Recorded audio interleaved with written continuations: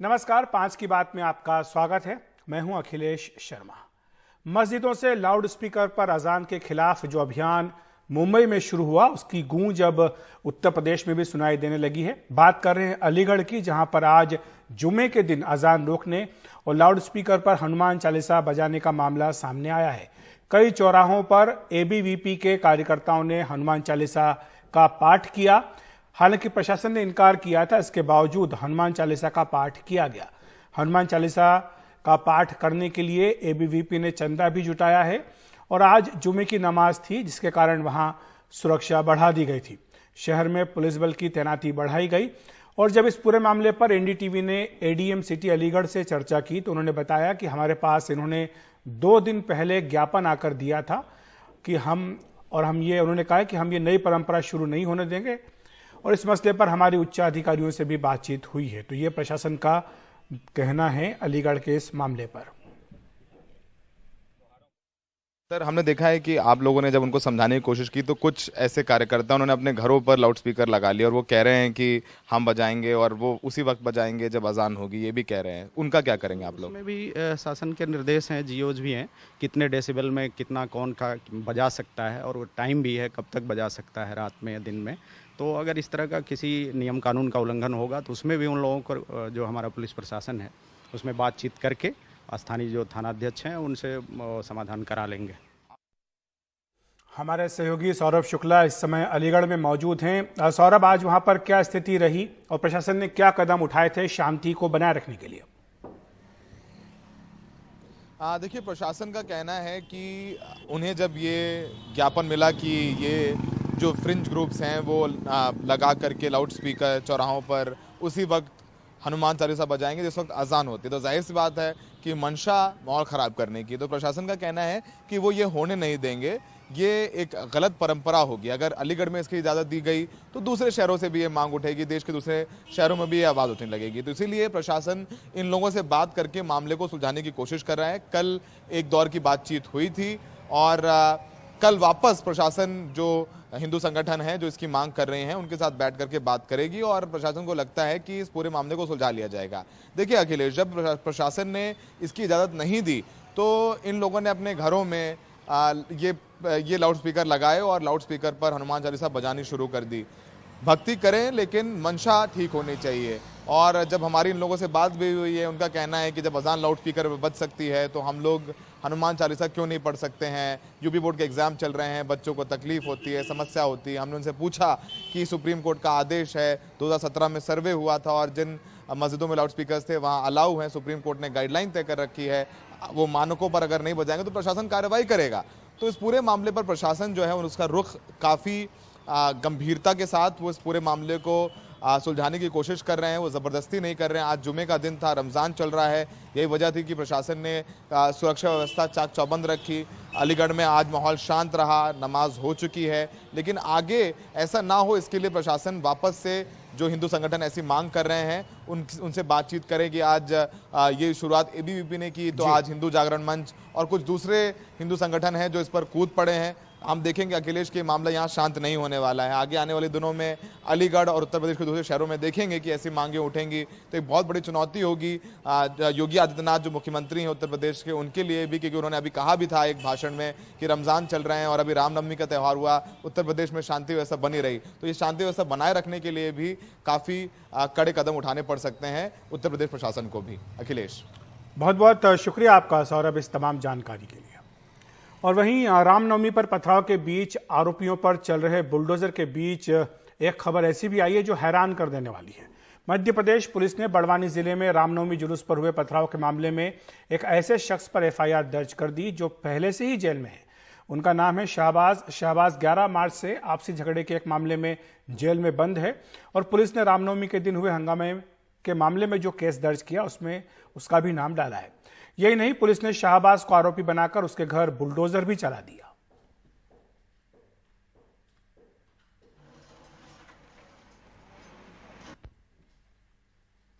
किस आरोप में अभी एफआईआर हुई आप लोगों को मालूम है? हाँ, शाहबाज भी है कि आगजनी करी है और पथराव किए हैं। तो आप लोगों ने किसी पुलिस अधिकारी को बताया नहीं कि वो जेल में है?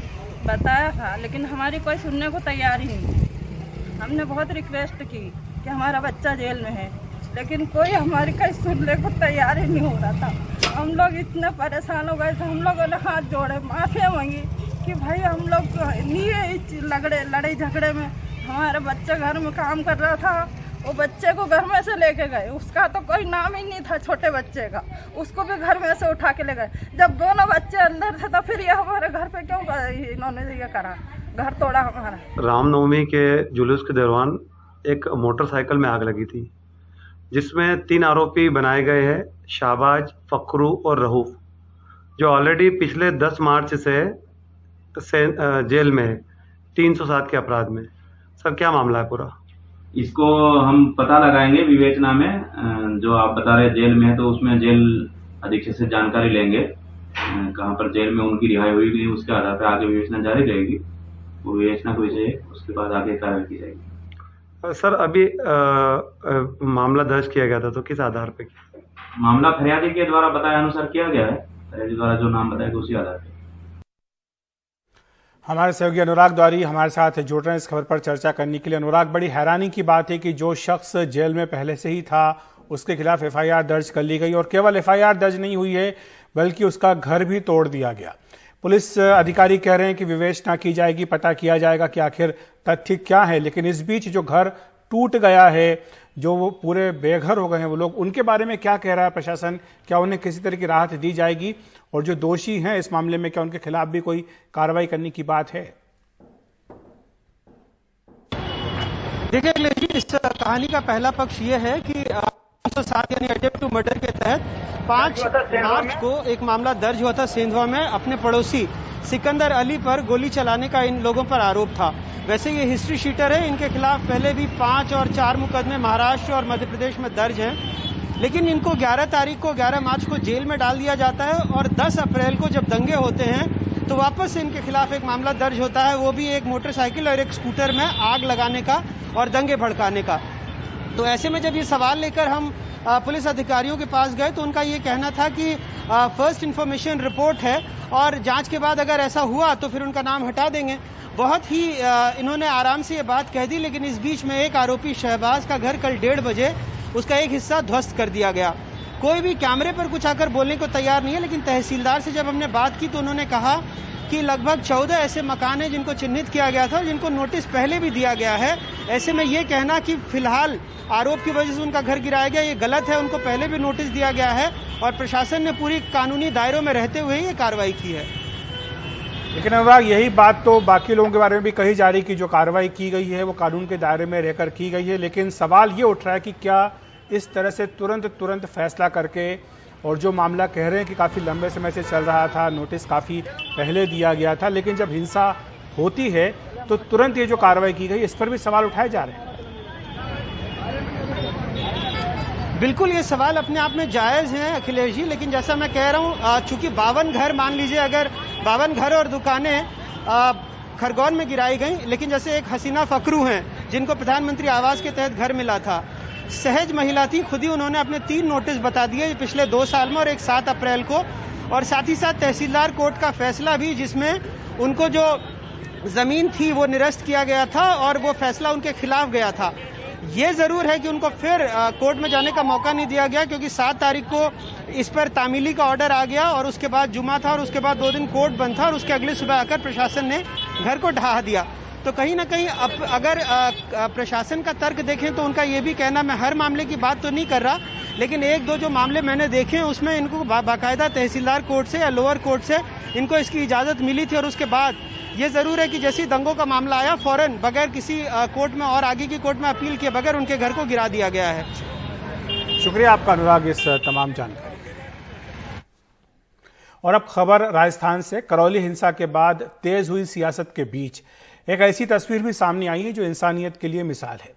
करौली में हिंसा के बीच मधुलिका जादौन नाम की एक महिला ने दंगाइयों का बेखौफ होकर सामना किया और अपने घर में 15 ऐसे लोगों को पनाह दी, उन्हें सुरक्षा भी की जो दूसरे धर्म के थे और दंगाइयों के शिकार हो सकते थे।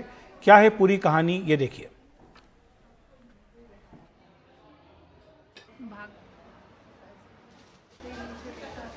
मधुलिका जादौन करौली के सांप्रदायिक तनाव के बीच में एक इंसानियत की मिसाल है। एक अकेली महिला जिन्होंने दंगाइयों का सामना करते हुए 15 लोगों की जानें बचाईं। मधुलिका का इस बाजार में कपड़े की दुकान है। 2 अप्रैल का जुलूस जिससे दंगा भड़का इस बाजार से गुजर रहा था। जब मधुलिका ने तोड़फोड़ और दंगे की आवाज सुनी तो उन्होंने देखा कि लोग दुकानें बंद करके भाग रहे हैं, लेकिन सामने से उग्र भीड़ आ रही थी। ऐसे में मधुलिका डरी नहीं, दंगे में फंसे लोगों को अंदर बुला के अपने घर में शरण दी। भागदौड़ हुई थी, उसके लिए सारे दुकान वाले घबरा गए थे और घबरा के उन्होंने अपनी शटर डाउन की। तो मैंने उन लोगों को ऊपर कमरे में बुला दिया। मैंने कहा आप लोग यहाँ बैठ जाओ, और जो मेन गेट है वहाँ बाहर का वो मैंने लॉक कर दिया था। इंसानियत के नाते से मैंने उन लोगों को बचाया था। अफरा तफरी का माहौल था। भीड़ दुकानों में तोड़फोड़ कर रही थी और आग भी लगा रही थी। मधुलिका और उनके भाई संजय ने 15 से ज्यादा लोगों को पनाह दी।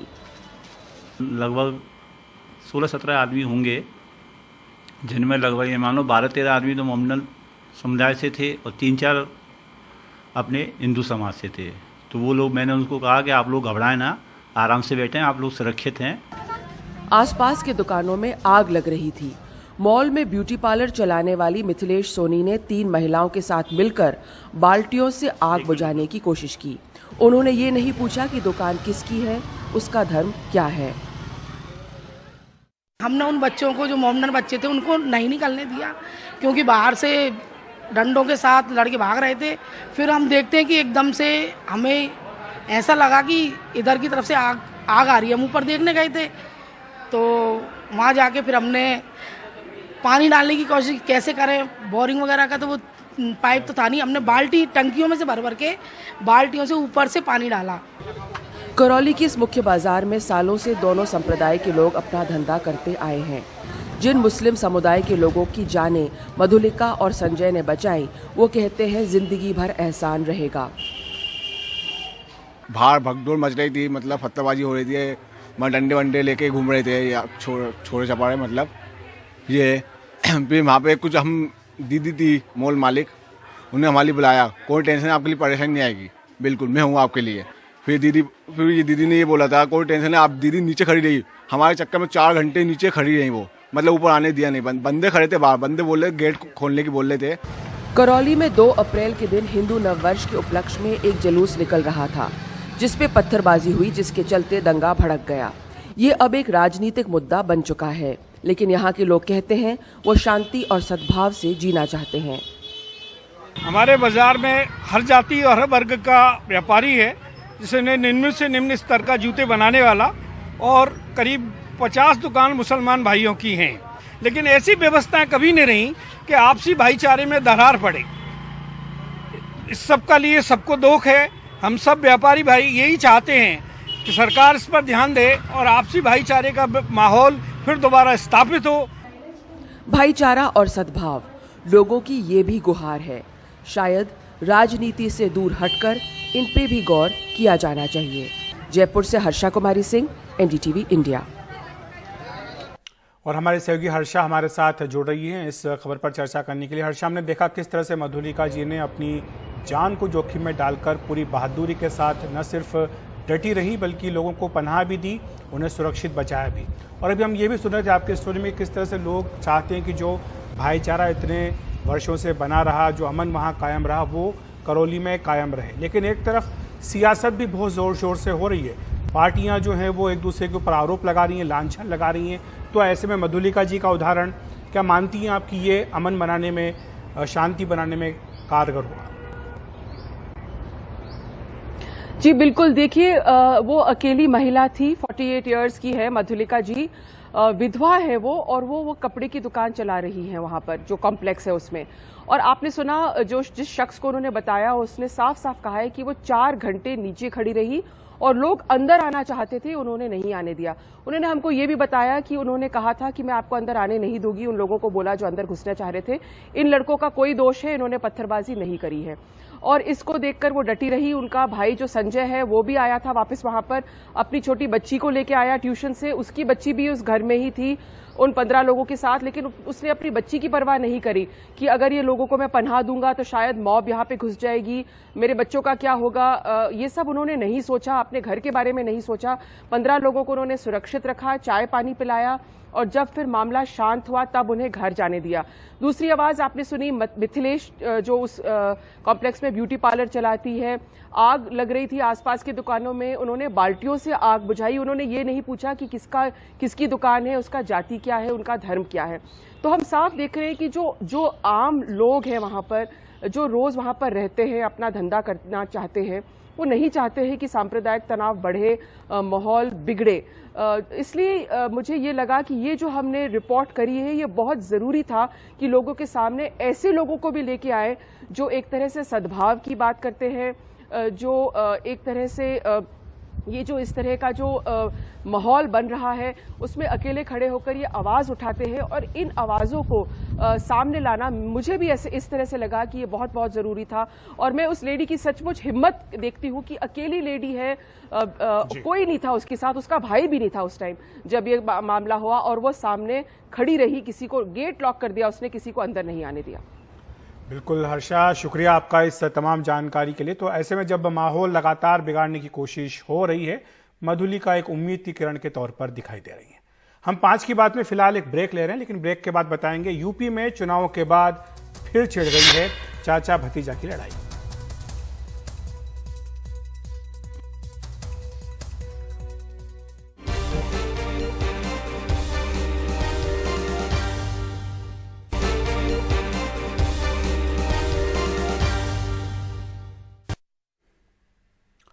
ब्रेक के बाद आपका फिर स्वागत है। बात करते हैं उत्तर प्रदेश में, जहां पर चाचा भतीजा के बीच लड़ाई थमने का नाम नहीं ले रही है। दरअसल शिवपाल यादव ने अपनी पार्टी की सभी इकाइयों को भंग कर दिया है। उनकी पार्टी का नाम है प्रगतिशील समाजवादी पार्टी, जिसकी सभी राज्य में जितनी इकाइयां थी उन्हें भंग कर दिया गया है और 2022 में अखिलेश के साथ समझौता किया गया था। इस बीच शिवपाल के बीजेपी में जाने की अटकलें लगातार चल रही हैं। वे मुख्यमंत्री योगी आदित्यनाथ से भी मिल चुके हैं। गुरुवार को ही यानी कल शिवपाल ने समान नागरिक संहिता का समर्थन करने की बात कही थी।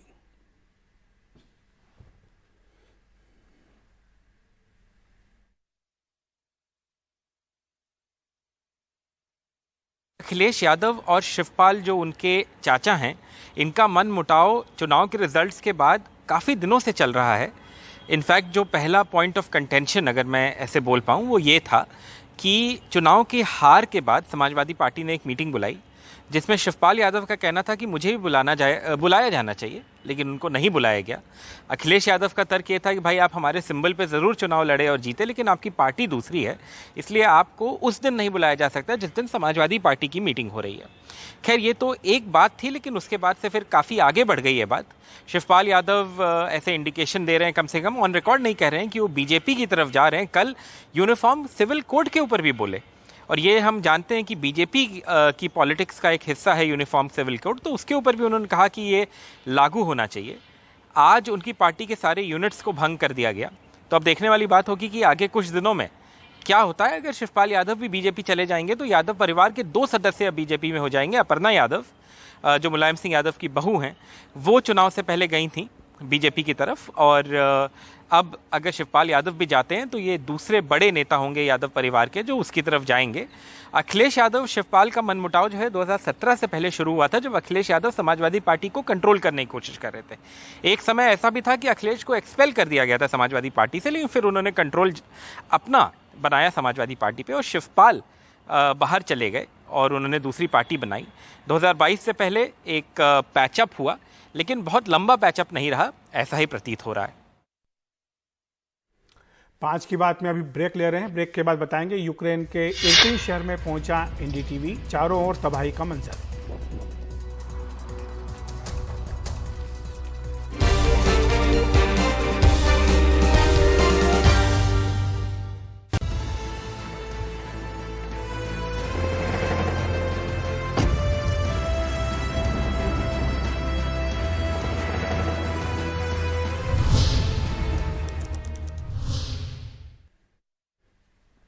रूस यूक्रेन जंग के 51 दिन हो चुके हैं और रूस ने पिछले 51 दिनों में यूक्रेन के अलग अलग शहरों में भारी तबाही मचाई है। कल हमने आपको दिखाया था कि रूसी हमले में यूक्रेन का बोरोदेन का शहर किस तरह तबाह हो गया। ऐसा ही मंजर यूक्रेन के कई दूसरे शहरों का भी है। ये शहर कई दिनों तक रूसी सेना के कब्जे में रहे हैं। इन शहरों की अधिकांश आबादी विस्थापित हो चुकी है। जो रह गए हैं वो पूरी तरह दूसरों पर मदद के लिए आश्रित हैं। न उनके पास खाने पीने का बंदोबस्त है और न ही रहने का कोई ठिकाना। यूक्रेन के इरपिन शहर पर रूस की सेना ने कब्जा कर लिया था। 28 मार्च को यूक्रेन की सेना इरपिन को वापस लेने में सफल रही। रूस की ओर से की गई बमबारी में आधा शहर तबाह हो चुका है। बताया जा रहा है कि रूसी बमबारी में इरपिन में 300 नागरिकों की मौत हुई है। हमारे सहयोगी उमाशंकर सिंह इरपिन पहुंचे हैं, जहां से उन्होंने हमें यह ग्राउंड रिपोर्ट भेजी है।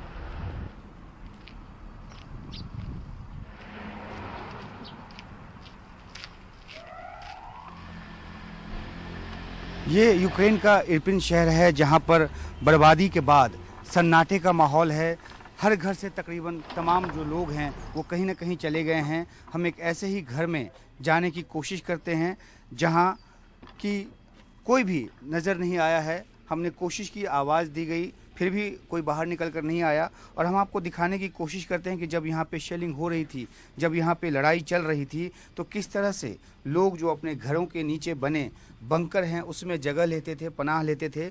और ये एक ऐसा ही बंकर है, देखिए कि किस तरीके से यहाँ पे जो ज़रूरत की चीज़ें हैं, पानी है, गैस है, और ये चूल्हा जो है जिस पे खाना बनाने का काम किया जाता है, इस तरह की हालत में उन सब चीज़ों को लाकर यहाँ रखा गया ताकि जब बाहर शेलिंग चल रही हो, लड़ाई चल रही हो, तो वैसे में जो अपने आप को बचाया जा सके और जो खाना है वो भी बनाया जा सके। और ये देखिए किस तरह से एक जो चूल्हा है, ये चूल्हा इस तरह का है कि अगर गैस ना हो तो लकड़ी के ज़रिए या कुछ और जलावन के ज़रिए इस चूल्हे से खाना पकाया जा सके। और जो कोई भी इस घर में रहते थे वो देखिए किस तरह से फ्राई पैन है जिसमें कि आधा पका हुआ खाना है, काफ़ी पुराना, कई दिनों पहले का लग रहा है, और एज इट इज़ सब कुछ छोड़कर जाना पड़ा। तो ये एक त्रासदी की स्थिति है जहाँ पे एक अच्छा खासा मकान, एक अच्छा खासा जहाँ बंकर बचने के लिए, उसमें प्रेशर लेने के बाद भी यहाँ पे हालात इतनी ख़राब हुई कि यहाँ से छोड़कर लोगों को शहर छोड़कर जाना पड़ा। अब ये कब लौटेंगे पता नहीं। और देखिए इसमें एक और कमरा है। जाहिर सी बात है कि ये जो घर है वो बड़ा है, और इस घर में यहाँ देखिए जो बिस्तर हैं वो लगे हुए हैं, लेकिन यहाँ कोई नहीं। देखिए कई बिस्तर हैं यहाँ पे, यानी कि कम से कम 12-15 लोगों का परिवार यहाँ पे रहता होगा। और ये इस बिस्तर के बाद हम आगे बढ़ के देखते हैं कि ये जो बंकर है वो काफ़ी लंबा है और ये गलियारे जैसा है, और इसके अंदर जो तमाम जो लोग हैं वो शेल्टर लेते थे और इस शेल्टर के ज़रिए वो अपने आप को बचाते थे। तो देखिए कि कितना बड़ा ये बंकर है, और ये घर के नीचे ही बना हुआ बंकर है। और ये बंकर जो है वो यहाँ से आगे बहुत दूर तक जाता है। हमारे कैमरा सहयोगी अशोक महाले आपको दिखाएंगे कि हर घर के नीचे का बंकर एक दूसरे से जुड़ा हुआ है, ताकि जो आपात स्थिति है उसमें यहाँ से भी किसी भी रास्ते से निकला जा सके और आगे जाकर अपनी जान बचाई जा सके। तो ये बहुत बड़ा बंकर है, लेकिन कोई भी अब यहाँ नहीं रह रहा। लड़ाई थम चुकी है, शहर में सन्नाटा है, लेकिन कोई यहाँ पर लौटा नहीं है। सबके बिस्तर यहीं पड़े हैं। आप देख सकते हैं कि जूते, चप्पल और दूसरी चीज़ें जो है यहाँ बिखरी पड़ी हैं, लेकिन अब यहाँ कोई नहीं है और सब के सब कहीं ना कहीं जा चुके हैं। शहर में जिस तरह से बर्बादी का आलम है, कब उनका लौटना होगा पता नहीं, और जब वो लौटेंगे तो किस तरह से अपना जीवन शुरू करेंगे ये भी अभी पता नहीं। फिलहाल हम आपको इन तस्वीरों के साथ छोड़ जाते हैं, जो कि यूक्रेन रूस युद्ध की बर्बादी की एक और दास्तान को बताता है। हमारे कैमरा सहयोगी अशोक महाले के साथ Umashankar Singh, Irpin, NDTV India. Ukraine का इरपिन शहर राजधानी कीव से बहुत ज़्यादा दूर नहीं, लेकिन ये शहर रूसी हमले के खिलाफ कड़े प्रतिरोध का प्रतीक बना। यहाँ पे रूसी सैनिकों के साथ यूक्रेन की सेना की भारी जंग हुई। हालांकि जब रूसी सेना यहाँ घुसी थी उस वक्त ये कहा जाता है कि यहाँ पे यूक्रेन की सेना मौजूद भी नहीं थी, फिर भी कड़े प्रतिरोध का सामना करना पड़ा, क्योंकि स्थानीय लोगों ने भी अपने हिसाब से प्रतिरोध किया। यहाँ जिस तरह का गन बैटल हुआ उसका अंदाज़ा इस बात से लगाया जा सकता है कि किस तरह यहाँ पे तबाही का मंजर है। ये एक सांस्कृतिक केंद्र है जो पूरी तरह से तबाह हो चुका है और गन बैटल के निशान जो हैं वो यहाँ की दीवारों पर नज़र आ रहे हैं। किस तरीके से इसको हमले में तोड़ा गया और ये पूरी तरह से डैमेज हुआ है। ये शहर जो है यहाँ तकरीबन 70,000 की आबादी रहती थी, लेकिन उसमें से ज़्यादातर जो है आबादी यहाँ से निकल चुकी है और ये शहर एक तरह से वीरान है। किसी भी घर में कोई व्यक्ति नहीं, कुछ लोग जो ठहरे रह गए हैं उनके सामने वही समस्या कि किस तरीके से वो अपनी ज़िंदगी को आगे बढ़ाए। हम जितनी दूरी तय करके इस शहर के भीतर आए हैं, इस शहर में बिल्कुल सन्नाटा है। गाड़ियां आ जा रही हैं लेकिन किसी भी घर में कोई व्यक्ति नहीं।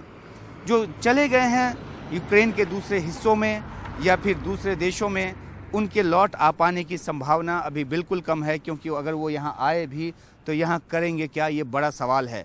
इस शहर को दोबारा उठ के खड़ा होने में लंबा वक्त लगेगा। जो एक अहम बात है ये कि जिस तरीके से यहाँ आगे बढ़ने की रूसी सेना ने कोशिश की, क्यू में नहीं घुस पाई, वो इसलिए क्योंकि यहाँ बहुत ज़्यादा उसको प्रतिरोध मिला। और इसी शहर में कई ऐसे इलाके हैं जहाँ कई रूसी टैंक्स को और बख्तरबंद गाड़ियों को तबाह किया गया और ये भी वजह है कि रूसी सेना के पैर यहाँ से उखड़े। तो ये शहर जहाँ पे अभी बिल्कुल एक तरह का सन्नाटा है, यहाँ से हम एनडीटीवी इंडिया पर आपके लिए रिपोर्ट लेकर आ रहे हैं। शहर के दूसरे हिस्सों में भी जाकर हम आपको दिखाने की कोशिश करेंगे कि किस तरह से ये शहर जो है वो बर्बाद हुआ है और फिर से खड़े होने की कोशिश में है।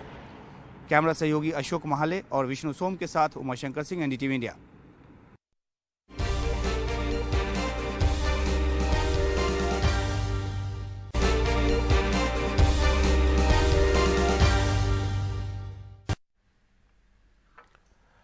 भारत में महंगाई दर पिछले 6 महीनों में सबसे ज्यादा है। खाने पीने की चीजें हों या फिर तेल के दाम, सभी आसमान छू रहे हैं, जिससे रोजमर्रा की जरूरी चीजों की कीमतें बहुत ज्यादा बढ़ गई हैं।